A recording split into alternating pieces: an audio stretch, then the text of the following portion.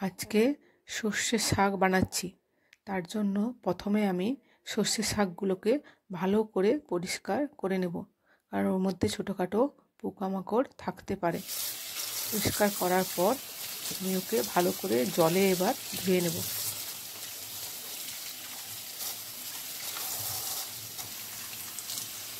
এরপর ধোয়ার পর আমি ওকে ছোট্ট টুকরো টুকরো করে সর্ষে শাক পাতাটা কেটে নেব।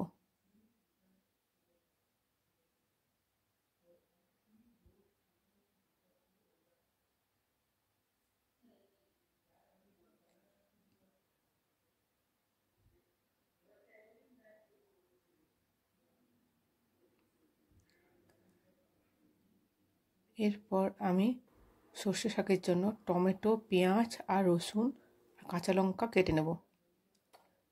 পর আমি একটা কড়াই বসাবো। কড়াইটাতে তেল গরম হওয়ার পর ওর মধ্যে রসুন কুচি, তারপর কাঁচা লঙ্কা কুচি দেব। দেওয়ার পর ওর মধ্যে পেঁয়াজ কুচি দেব, দিয়ে ওটাকে ভালো করে একটু ভেজে নেব। এরপর ওর মধ্যে আমি কেটে রাখা টমেটো কুচি দিয়ে দেব। টমেটো কুচিটা দেওয়ার পর ওকে নেড়ে চেড়ে যতক্ষণ না নরম হচ্ছে ততক্ষণ পর্যন্ত নাড়াচাড়া করব।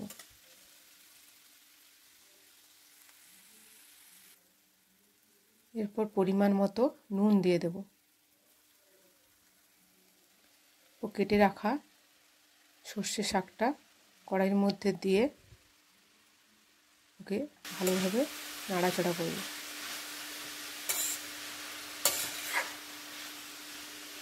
ভালোভাবে মজার জন্য এরপর আমি ওর উপরে ঢাকনা দিয়ে দেব। ঢাকনা দেওয়ার পর খুলে আর একবার ওকে ভালো করে নাড়াচাড়া করে আরও ভালো করে ওকে মজার জন্য আবার একবার ঢাকনা দিয়ে শাকটাকে কিছুক্ষণ জন্য রান্না হতে দেব।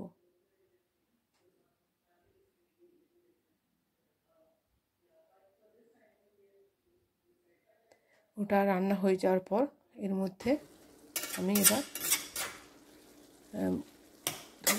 গোলমরিচ আর লেবুর রস দিতে পারি। আমি এখানে গোলমরিচ আর লেবুর গুঁড়ো দিয়েছি।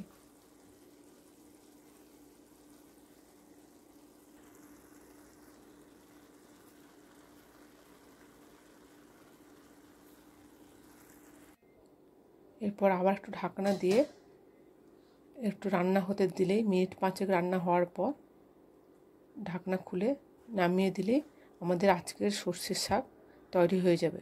এটি খুব সহজে হয়ে যায়, খেতেও ভালো লাগে।